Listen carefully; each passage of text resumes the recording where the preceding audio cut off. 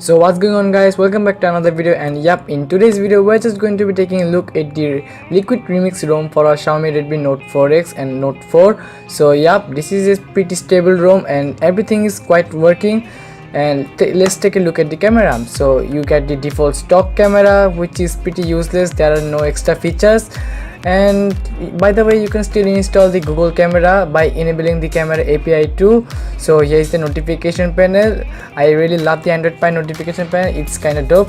And if you click on the LiquiD launch toggle, you will get a lot of customization, like you can customize your ambient animations, buttons, gestures, keyboard, lock screen, miscellaneous, navigation, notification, power menu, quick settings, regions panel, status bar, and a lot more.